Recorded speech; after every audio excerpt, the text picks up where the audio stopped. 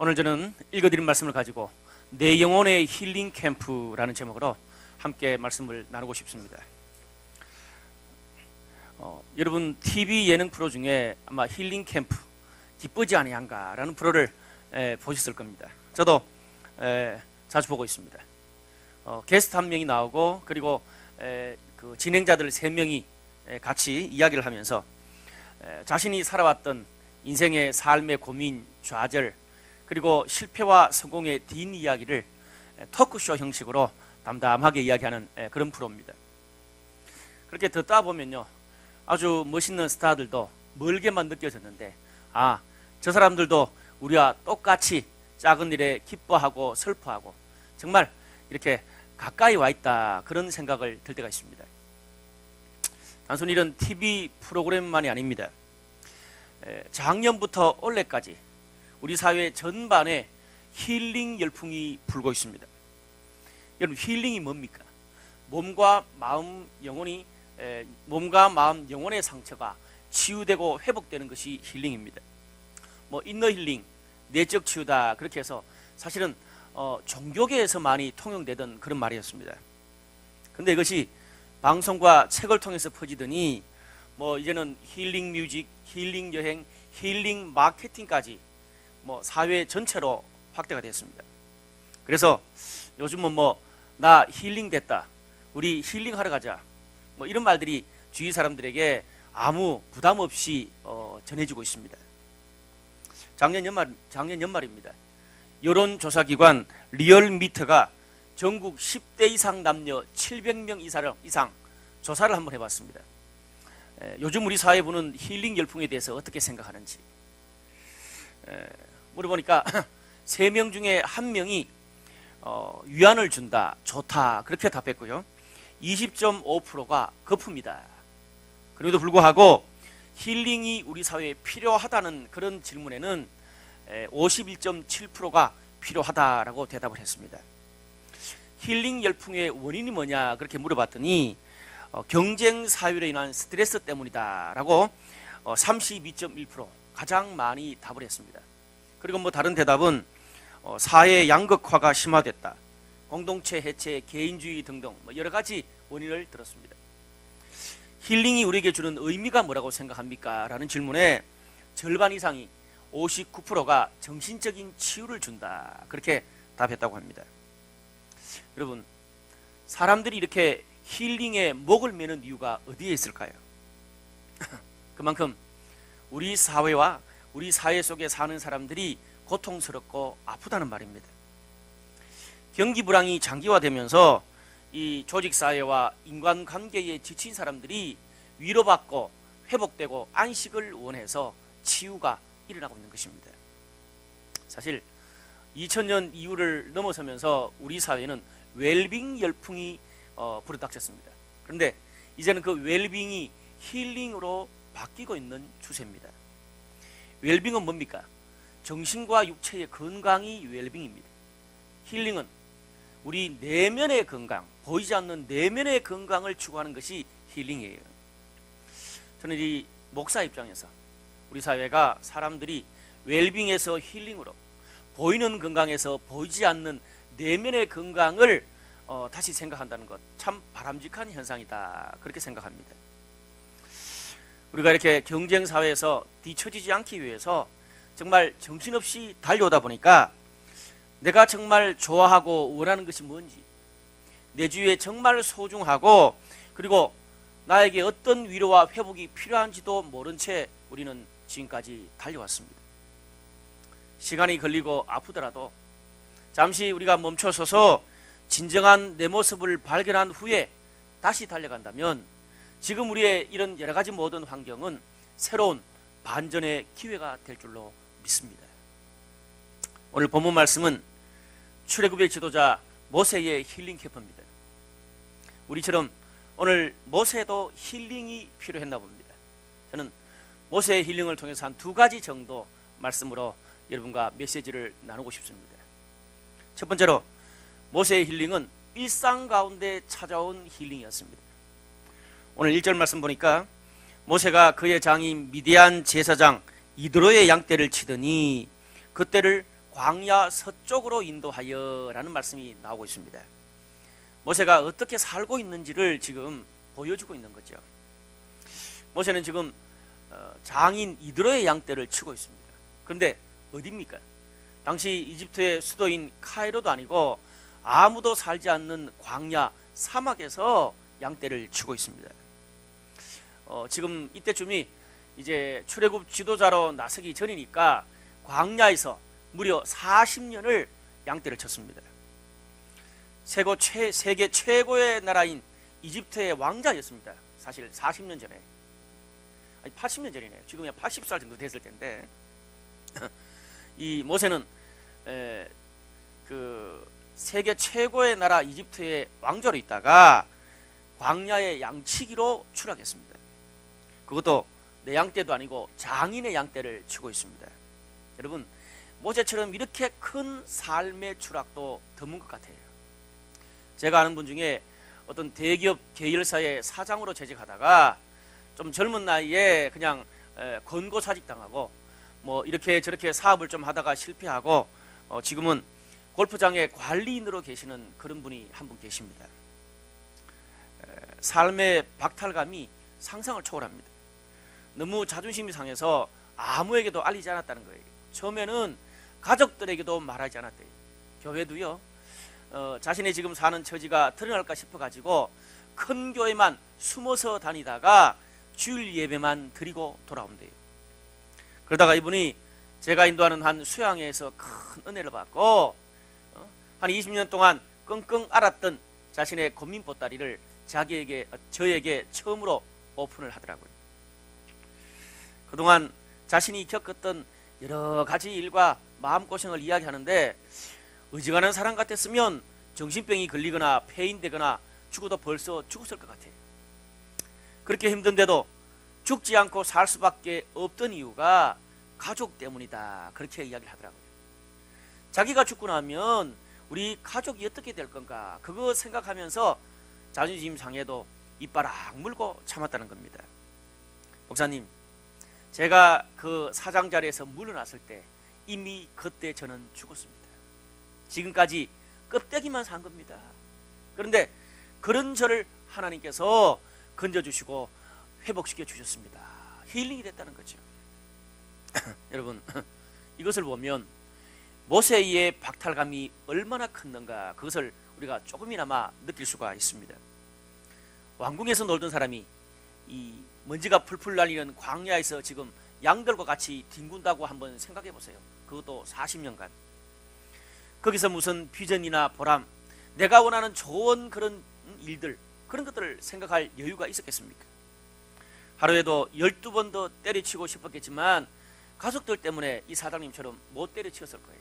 또 이집트 관리를 죽이고 도망자 신세로 살기 때문에 또 뛰쳐나올 수도 없었을지 모릅니다. 어떤 이유였든 간에 40년간 그는 광야에서 꾸역꾸역 변함없이 일을 했습니다. 그렇게 40년간 광야에서 정말 열심히 변함없이 일하고 있는 그런 모세에게 오늘 힐링이 찾아왔습니다. 오늘 성경에 보니까 양떼를 이끌고 하나님의 산 호렙산 가까이 왔는데 그때 떨기나무가 불에 타고 있는데 불은 타는데 나무가 재가 되지 않는 거예요. 신기한 현상이다. 그래서 가까이 가서 지켜보다가 거기서 힐링, 하나님을 만나게 된 것입니다. 오늘 4절 말씀 보니까 여호와께서 그가 보려고 돌이켜 오는 것을 보신지라 하나님이 떨기나무 가운데서 그를 불러 이르시되 모세야 모세야 하심에 그가 이르되 내가 여기 있나이다. 그렇게 말하고 있습니다.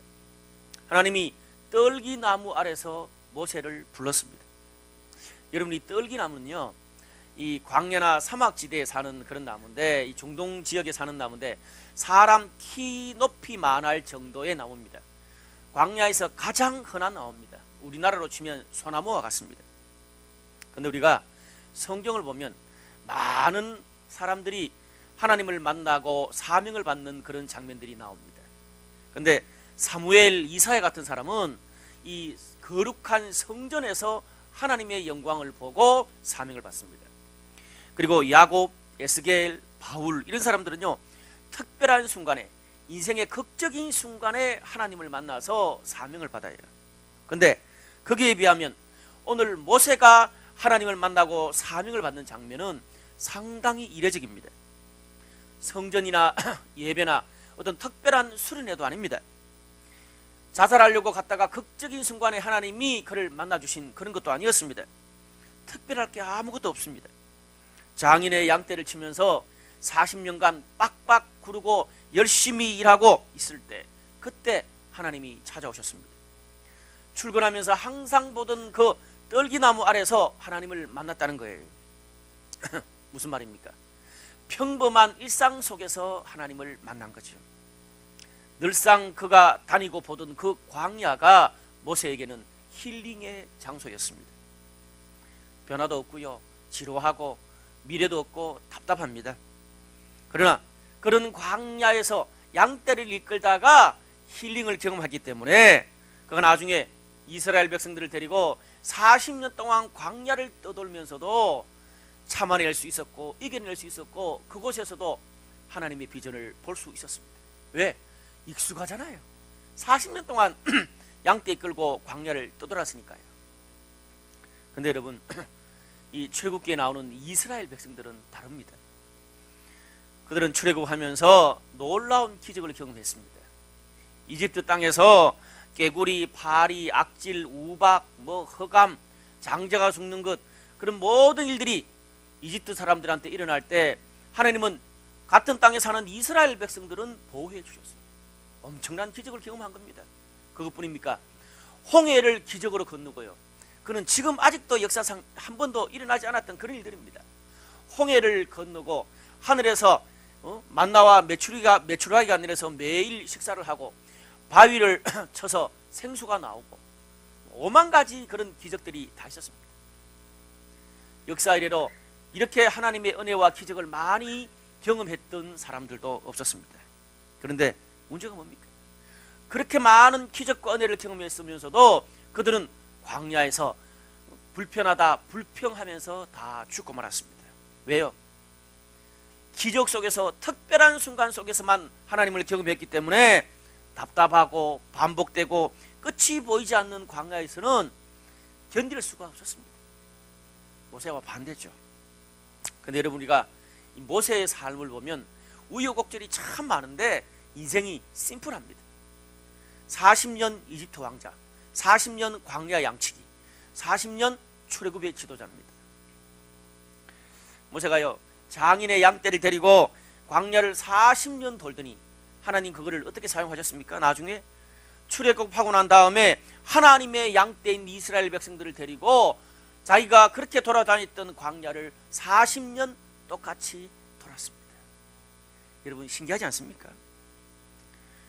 모세 개인의 입장에서 보면 광야에서 장인의 양떼를 치면서 떠돌던 그 40년이 얼마나 답답하고 지루하고 좌절감이 컸겠습니까? 그러나 하나님은 정확하게 모세가 힐링받은 장소에서 또 힐링받은 시간만큼 그를 출애굽의 지도자로 사용하셨습니다. 여러분, 우리가 이 준비된 만큼 사용된다, 그런 말 하는데 이것은 젊은 우리들에게 참 중요한 메시지입니다. 제가 흔히 제 사역을 막 예언처럼 이야기 자주 하잖아요. 3년, 5년, 7년, 그런 말을 제가 자주 하곤 했습니다. 여러분, 제가 왜 그런 말을 하는 줄 아세요? 예언처럼. 오늘 성경에 나타나는 모세의 힐링 계산법입니다. 왜? 제가 1994년부터 지금까지 거의 20년 가까이를 제 인생에 살아봤는데 제 인생에 힐링 패턴이 있더라고요. 3년, 5년, 7년. 제가 어떤 일을 할 때에 처음에는 사람들이 이상하다고 생각합니다. 될까 말까 반신반의해요. 그런데 좌충우돌하고 낙심도 하고 죽을 고생도 하지만 3년이 지나면 어느 정도 제가 원하는 패턴이 나오더라고요. 5년 지나면 완전 성공하고 7년 뒤에는 주위 모든 사람들이 다 인정하게 되더라고요. 여러분, 홍대 땅에서 이렇게 공연장을 운영하면서 블라이 처치를 개척할 때도 처음 이제 10명 앉혀놓고 시작할 때 제가 3년, 5년, 7년 이야기했습니다. 3년 되면 정착할 거고 5년 되면 완벽하게 성공할 거고 7년 정도 되면 한국이 인정할 거다, 그런 말을 했습니다. 여러분 어때요? 어느 정도 그 패턴대로 가고 있는 것 같아요? 네, 가고 있는 것 같아요. 얼마 전에 저와 함께 과거의 교회에서 통역했던 한 후배 목사와 만나서 대화를 나눴습니다. 뭐 목사니까 사석에서, 야, 내가 교회 개척해서 이 150명이 목전에서 안 돼서 1년 반 동안 너무 고생을 했다, 야, 그렇게 말하니까 그 친구가 그 말을 듣고 딱 저한테 뭐라 그런 줄 아세요? 목사님, 예전에 저희들과 같이 사역할 때도 그러셨어요. 무슨 말이냐? 제가 이제 그 교회에 있을 때 다른 지역에 새로운 청년 공동체를 하나 더 개척하게 됐습니다. 그때 제가 데리고 개척한 멤버가 18, 19명 정도 됐어요. 근데 그 친구가 하는 말이, 그렇게 18, 19명으로 개척하고 난 다음에 한 60명 좀 넘으니까 목사님이 예배 장소를 다른 곳으로 옮기셨습니다. 그리고 150명이 넘어가지 않아서 150명대에 묶여가지고 한 1년 가까이를 가장 고생을 많이 하셨는데, 그때 새로운 공동체와 통합되었습니다, 그런 말을 하더라고요. 그러면서 목사님, 그때 우리 처음 개척할 때 목사님 입버릇처럼 내가 만약에 나중에 개척하면 이렇게 한 10여 명 데리고 개척할 거다, 그런 말을 하셨는데 그거 그대로 이루셨네요. 제가 잊어먹고 있었는데 소름이 쫙 끼치더라고요. 몇 주 전의 이야기예요. 뭐 여러분 저랑 같이 이 교회 역사를 같이 지내오셨으니까 알잖아요. 제가 4년 전에 16명을 데리고 개척을 했습니다. 그리고 클럽거리에서 그렇게 개척을 시작해서 한 60명 넘을 때 어떻게 했습니까? 상상마당으로 예배 장소를 옮겼습니다. 그리고 지난 한 1년 반 동안 150명이 목에 걸려가지고 힘들어했었는데 돌파를 했어요. 근데 어떻게 했습니까? 그때 2대 BLC를 새롭게 개척했습니다. 내가 과거에 살았던 그 패턴대로 한 게 아니에요. 무슨 말입니까? 나에게 그런 사역의 패턴이 이미 나의 그 인자가 심어져 있었다는 거예요. 그러다 보니까 내 인생도 나도 모르게 그렇게 그 다음에 또 그렇게 살아가고 있다는 그 말이에요. 여러분 소름 끼치는 말입니다. 제가 돌아보니까 저는 가는 곳마다 늘 기존의 것을 새롭게 바꾸고 뚝딱뚝딱 건설했던 그런 사람들입니다. 주로 그런 일만 했어요. 나만의 스타일로 변화시키고 새로운 것들을 만들다 보니까 스트레스 받고 주위 사람들을 설득하고 부딪히고 고생 진짜 많이 했습니다. 근데 신기한 건요, 힘들다 죽겠다 그러면서도 계속해. 왜? 힘든데 희열이 있어. 거기서 나의 존재감을 느끼거든요. 왜 그래요? 그 일을 하면서 제가 수없는 인생의 힐링을 경험했기 때문에 그런 것입니다. 여러분 뭐 야구 좋아할지 모르지만 저는 야구 좋아합니다. 예전에 프로야구 해태 타이거스 감독 우리 김응용 감독 여러분 아실까 모르겠습니다. 한국 프로야구 역사상 아마 깨기 힘든 그런 기록일 것 같은데 한 팀 해태에서 무려 9번을 우승했습니다. 그때 주로 제가 응원하던 삼성이 재물이 됐습니다. 이분 전설이죠. 그런데 이분이 은퇴하고 부자구단 삼성의 이 구단 사장이 됐습니다. 구단 사장이 됐으면 얼마나 떵떵거리고 좋겠습니까? 그런데 이분이 그 사장에서 물러나고 몇 년 안 돼서 작년에 나이 70이 넘어가지고 다시 현역 감독으로 복귀했어요. 그 나이에 무슨 또 감독이냐, 후배들한테 좀 길을 열어주지 비난을 많이 들었습니다. 그런데 이 김응용 감독이 현역에 복귀하면서 어떤 말을 한 줄 아세요? 송충이는 솔잎을 먹고 살아야 된다. 내 인생의 마지막 도전을 한번 해보리라, 그런 말씀을 하셨어요. 가만히 있어도 전설로 추앙받잖아요. 잘못했다가는 지금까지 쌓아놓은 명예가 다 실추될 수도 있는데 그 노인의 나이에 왜 그런 도전을 다시 했을까요? 왜 그래요? 성패의 긴장감이 흐르는 그 야구장이 김응용 감독에게는 힐링의 장소이기 때문에 그렇습니다. 뭐 제가 그 광야가 힐링의 장소였던 것처럼 말입니다. 여러분 우리가 어디에서 힐링을 경험하고 어떻게 힐링을 경험하는가가 우리 인생에 참 중요합니다. 예배에서 힐링을 경험한 사람은 늘 예배를 찾습니다. 여행에서 힐링을 경험한 사람은 늘 여행을 가고, 돈 벌면서 힐링을 경험한 사람, 노래하면서 힐링을 경험한 사람은 노래하고 돈을 법니다. 또 쇼핑하고 클럽 가고 여자 만나는데 힐링을 경험한 사람은 늘 여자를 만납니다. 여기서 우리가 놓쳐서는 안 되는 중요한 메시지가 하나 있습니다. 여러분, 우리가 힐링 온 나라가 힐링 하는데 도대체 어떤 사람에게 힐링이 필요합니까? 오늘 본문에 나오는 모세처럼 먼지 날리는 광야에서 40년 동안 빡빡 끓고 남 밑에서 죽도록 고생하고 지친 사람, 변화가 좀 필요한 사람에게 힐링이 필요한 거예요. 힐링은요, 정말 열심히 일하고 살아온 사람에게 힐링이 필요해요. 근데 모세처럼 40년은 고사하고 4년도 한 곳에서 진득히 일해 본 적이 없어. 남 밑에서 모세는 40년 양떼를 쳤다는데 4년도 남 밑에서 동일한 그런 업종에서 쌓은 커리어도 없어. 심지어 토익 점수도 없어. 물론 얼마나 그런 자신이 힘들겠어요. 마음 고생하고 여기저기 기웃거려 본다고 괴롭겠죠. 그런데 그런 사람에게는 오히려 힐링이 독이 될 수 있습니다. 모세처럼 오랫동안 나만의 커리어가 있어야 이제 정말 내가 원하는 곳, 내 비전이 있는 곳으로 한번 변화되고 싶다. 그럴 때 점핑할 수 있는 거예요, 여러분. 오늘 본문이 정말 우리들에게 그런 깊은 말을 이야기해주고 있어요.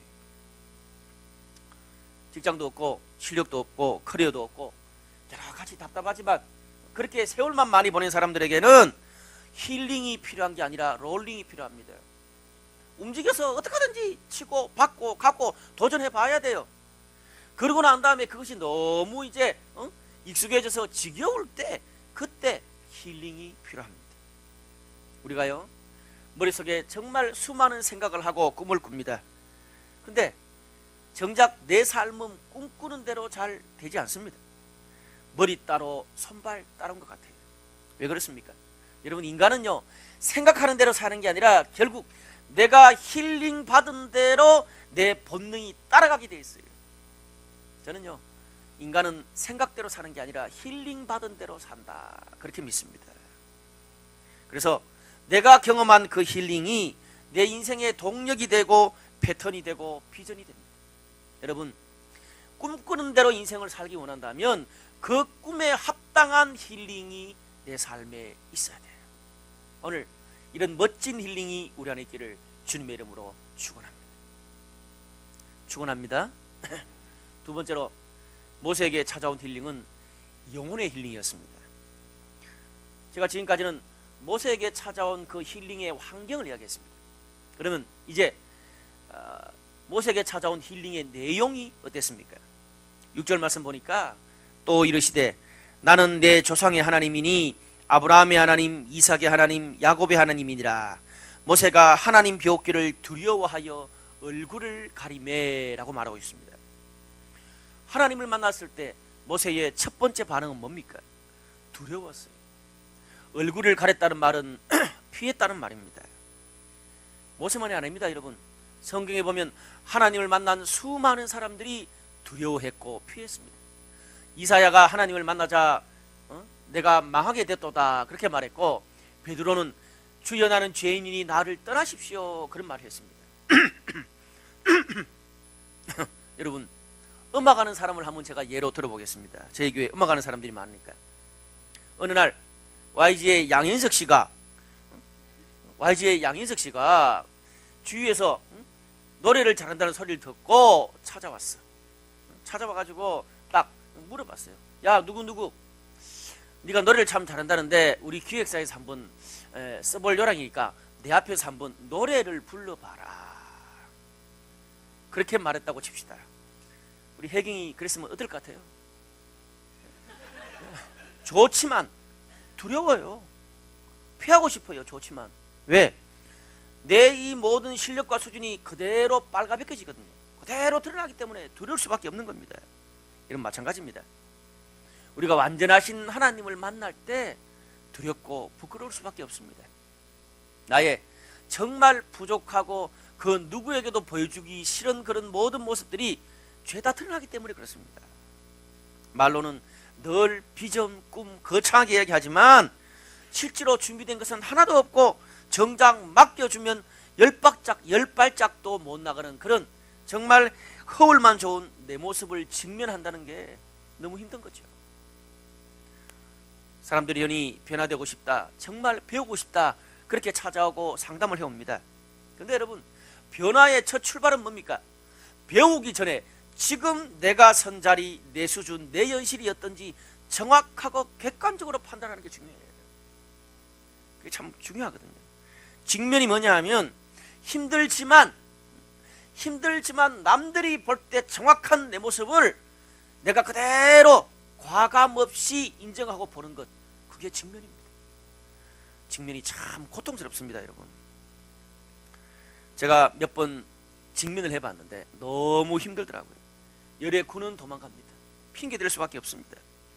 여러분, 우리가 흔히 상담하러 오고 배우러 오지만 진짜 깊은 그 속에 들어가 보면 사실 지금 현재 내 상황, 내 모습을 이해받고 싶고 위로받고 싶은 것이지 정말 변화되길 원하는 사람들은 그렇게 많지 않습니다. 왜? 변화되려면 직면의 골짜기를 넘어가야 되기 때문에 그렇습니다. 20년, 30년을 내 패턴대로 살아왔는데 변화되기 위해서 그거를 훌훌 벗어 던지고 바뀌는 게 쉬운 게 아니에요, 여러분. 이게 안 되니까 계속 상담만 받는데 계속 위로만 받고 또 갔다가 싶어서 돌아가고, 그렇고 바뀌지 않으면서 위로받다가 평생 가는 거예요. 그걸 우리는 중독이라 그러죠. 조금 더 이야기하면 너무 고통스러우니까 넘어가겠습니다. 여러분, 진정한 내 모습과 직면하려고 하면 고통스러워요. 시간이 걸립니다. 오늘 본문 뒤에 나오는 모세도 마찬가지입니다. 하나님이 직면시키니까 계속 못한다, 안된다 핑계를 계속 대요. 우리가 똑같아요. 그런데 중요한 것은 나한테 아무 것이 없고 들통나더라도 진정한 내 모습, 내 수준, 내 실력, 내 현실과 만나야 돼요. 그래야 그 속에서 하나님과도 만날 수 있습니다. 우리는 그것을 영어로 encounter, 진정한 만남이라는 거예요. 그냥 친구 만나듯이 만나는 게 아니라 정말 내 자신의 존재가 바뀌는 만남, encounter. 그것이 오늘 모세가 떨기나무 아래서 만났던 만남이었습니다. 오늘 2절에 보니까 그 모세가 만났던 인카운터의 만남의 특징이 있습니다. 모세가 떨기나무를 보니, 3절에 가서 그 광경을 보리니, 6절에 하나님 보기가 두렵다. 힘들어도 갔고 힘들어도 봤고 신기해서도 가서 봤습니다. 근데 하나님도 참 재미있으세요. 거기에 맞장구를 치십니다. 4절에 하나님도 그런 모세를 보셨다, 그렇게 말해요. 7절에서 10절을 보니까 하나님이 어떻게 해요? 하나님도 보고 듣고 알고 내려가서 건져내고 인도하신다. 그리고 모세야, 내가 너를 보낸다 라는 말이 나옵니다.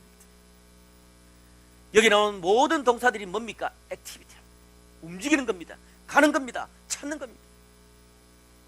여러분, 힐링도 단계가 있습니다. 마음과 육체는 쉬면 회복됩니다. 그러나 아픈 영혼, 무딘 영혼, 삐뚤어진 영혼은 쉰다고 되는 게 아니에요. 피곤하고 상처받고 뭘 할지 모르고 어디로 가야 될지 몰라도 계속 오늘 모세처럼 보고 찾고 만나고 갈망해야 하는 거예요. 이게 성경에서 말하는 진정한 힐링이에요. 어떤 면에서 좀 우리가 일반적인 말로 하면 하나님의 힐링은요, 힐링으로 부족합니다. 힐링을 넘어서 인카운터 해야 돼요. 그런 면에서 일요일 주말입니다. 휴일인데도 이렇게 주일 예배 오고 또 셀 모임에 찾아오는 여러분의 이런 그런 발걸음은 저는 굉장히 의미가 있다고 생각합니다. 오늘 또 한 번의 힐링을 경험하는 거예요. 모세와 인카운터 하신 하나님이 모세에게 뭐라고 말씀하십니까? 크게 세 가지더라고요. 6절 말씀에 나는 내 조상의 하나님이니 아브라함의 하나님, 이삭의 하나님, 야곱의 하나님이다. 7절에서 9절 말씀에 내가 이집트에 있는 내 백성의 고통을 보고 그들의 부르짖는 것을 듣고 그들의 근심을 알고 이집트 사람들이 괴롭히는 학대도 보았다. 10절에 모세야, 내가 너를 보내서 이스라엘 백성을 이집트 땅에서 인도해 내겠다, 그렇게 말합니다. 그럼 핵심적인 세 가지가 뭡니까? 하나님은 이스라엘 조상 역사를 주관했던 하나님. 두 번째, 하나님이 이스라엘 백성들의 지금 얼마나 고통스러운 삶을 다 보고 알고 계신다. 그리고 마지막은 어떻습니까?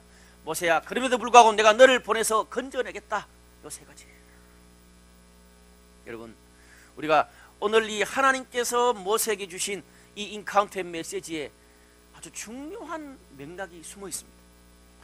모세가 겪었던 그런 고통과 수많은 아픔의 삶이 오늘 이스라엘 백성의 시대적인 고통과 맞닿아 있다는 거예요.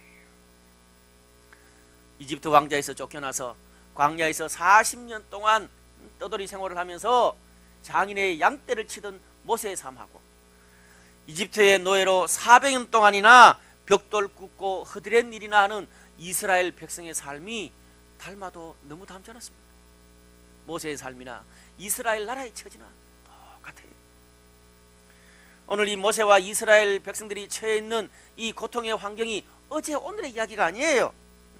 오랫동안 쌓여온 역사적인 문제입니다. 그래서 하나님이 네 조상 때부터 있었던 하나님이다, 그렇게 말씀하고 계신 거예요. 이스라엘 오랜 역사 가운데 400년 동안 계속 얽혀있고 쌓여있어 가지고 여기까지 온 그런 해결하기 쉽지 않은 그런 문제입니다. 사람들 입장에서 얼마나 인정하기 싫겠어요. 떠나고 싶고 이민 가고 싶지 않겠어요? 그런데 부정해도 어쩔 수 없는 그것이 우리 가족의 역사고 우리 민족의 역사이기 때문에 도피할 수도 없어요. 그렇기 때문에 답을 알면서도 빠져나오기가 힘든 거예요. 알수록 더 답이 없어요. 하지만 오늘 성경에서 하나님 뭐라고 말씀하세요? 너희 조상 때부터 지금까지 아픈 역사 가운데 지금까지 내가 듣고 보고 같이 아파하고 그 역사 가운데 함께 했다고 말씀하고 계십니다. 그러면서 오늘 9절 10절 말씀에 이런 희망의 메시지를 전하세요. 이제 가라. 이스라엘 자손의 부르짖음이 내게 달하였다. 이제 내가 너를 바로에게 보내어 내 백성 이스라엘 자손을 애굽에서 인도하여 내게 하리라. 그렇게 말합니다. 무슨 말입니까? 그들이 너무 고통스러워서 400년 동안 부르짖었던 그 소리를 하나님이 들으셨다는 거예요. 그래서 이제 너희를 보내고 가게 하겠다는 겁니다. 고통 속에서 건져내겠다는 거예요. 여러분, 때가 됐다는 말입니다. 쉽게 말해서 이제라는 말이 2번 나와요. 이제 때가 됐다. 너희 인생에, 너희 가정에, 너희 교회에, 너희 민족에 너희들이 그토록 원하던 새로운 길을 열 것이다, 그 말입니다. 할렐루야. 여러분, 모세와 이스라엘 백성들에게 주었던 이 희망의 메시지는 수천 년을 지나서 오늘 88만원 세대로 2013년을 살아가고 있는 대한민국의 우리 젊은 세대들과 우리들에게 주는 희망의 메시지이기도 합니다. 오늘 그 메시지를 듣고 돌아가십시오. 여러분, 우리 삶이 어떻습니까? 비전을 찾아 날아가다가 날개가 꺾인 우리들의 아픈 모습들을 군데군데서 보고 있습니다. 그런데 우리의 아픈 그 모습이 강대국 틈바구니에 끼어가지고 살아남기 위해서 몸부림쳤던 대한민국의 아픈 역사와 너무 비슷하지 않습니까? 살아남기 위해서 미국에 붙고 러시아와 중국에 붙고 그러다 보니까 남과 북으로 나누고 보수와 진보로 나눠줄 수밖에 없었습니다. 가난해서 정말 팔 걷어붙이고 경제를 일으키고 나니까 빈부격차가 너무 심해가지고 잘 사는 사람, 못 사는 사람, 대기업, 중소기업 나눠져가지고 경제가 양극화되어 있습니다. 독재를 이제 물리치고 민주주의를 좀 하다 보니까 민주주의를 이루고 나니까 의견이 너무 많이 갈라져가지고 의견이 지금 사회에 양극화되어 있습니다. 기성세대와 그리고 젊은 세대 간에 완전 의견이 나눠져 있습니다. 오늘 2013년에 고통스러운 대한민국 속에서 우리는 우리 민족처럼 똑같이 고통을 받으면서 살아가고 있습니다. 저는 이 설교를 준비하면서 울컥하는 뭔가가 있었습니다. 지난 4년 동안 다음 세대의 새로운 교회의 비전을 가지고 이 홍대 땅에 와가지고 발버둥 쳤던 저의 모습이 신기하게도 우리 교회를 찾아오는 그런 청년들의 모습과 너무 비슷하고 흡사하다는 것을 알게 됐습니다.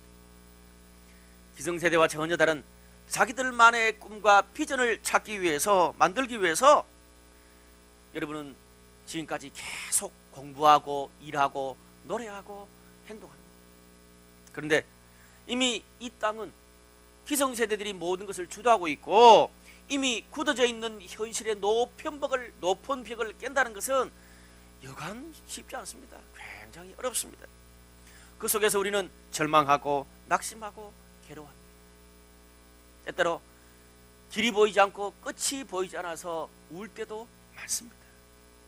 하지만 사랑하는 여러분, 우리가 이 고통과 이 아픔을 넘어서서 힐링하고 힐링 받는다는 것은 우리 세대의 수많은 젊은이들과 다음 세대 교회의 힐링과 연결되어 있다는 사실을 알아야 합니다. 모세와 이스라엘 백성의 고통이 연결되어 있듯이, 모세의 사명과 이스라엘의 출애굽이 연결되어 있듯이 말입니다. 힘들지만 얼마 남지 않았습니다. 이제 때가 되어가고 있다고 주님이 말씀합니다. 우리의 그 몸부림친 고통스러운 부르짖는 소리를 하나님이 듣고 계셨고 이제 길을 열게 될 것이다, 그렇게 말씀합니다. 저는 오늘 이것을 나의 메시지, 오늘 우리 교회의 메시지, 그리고 다음 세대를 향한 메시지로 붙잡았습니다. 할렐루야. 힘들더라도 나 한 사람이 내가 서 있는 이 분야에서 참아내고 이겨내면 그것이 모델이 되어가지고 우리 시대의 수많은 다른 여러분의 친구 젊은이들이 여러분을 보면서 희망을 가지고 또 한 번 더 도전하는 멋진 모델이 될 것입니다. 결국 그런 것이 쌓여서 이제 굳어져 있는 사회 분위기를 바꾸고 다음 세대에 더 멋진 새로운 세상을 만들어가는 것입니다. 그런데 반대로 여러분이 여기에서 현실의 벽에 부딪혀서 절망하면 새로운 꿈, 새로운 비전, 새로운 세상은 다시 30년 뒤 다음 세대에게 바톤을 넘겨야 돼요. 기약 없이 기다려야 돼요. 그럼 어떻습니까? 우리가 지금까지 겪어왔던 그 수많은 절망감과 좌절감과 고통을 우리의 후배들이 겪으면서 또 30년을 겪어야 되고요, 우리가 부딪혔던 현실의 벽 속에서 또 30년 뒤에 일을 하면서도 신음하게 될 거예요. 볼 희망, 모델이 없잖아요. 제가 블라이 처치의 비전을 멈출 수 없는 이유가 여기에 있습니다. 수많은 젊은이들과 다음 세대의 교회, 다음 세대의 목회자들의 그런 희망이 오늘 우리 블라이 처치의 모델이 있다는 것을 저는 잘 알고 있습니다. 저는 끝까지 이 일을 계속해 나갈 것입니다. 사랑하는 여러분, 여러분들이 바로 이 시대, 다음 시대의 희망들입니다. 힘들어도 포기하지 마십시오.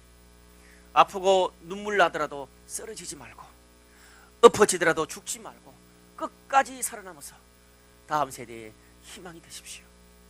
잠시 광야에서 눈치 보면서 남의 허드렛 일을 하더라도 최선을 다합시다.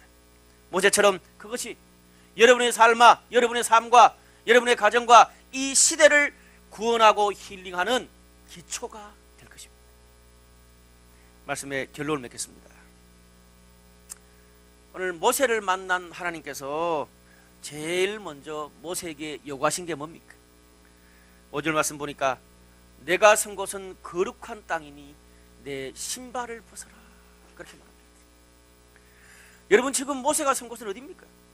하나님이 멋들어진 말씀하셨어요. 너는 거룩한 땅에 서 있다. 근데 여러분, 지금 모세가 서 있는 땅이 거룩한 땅이 아니에요.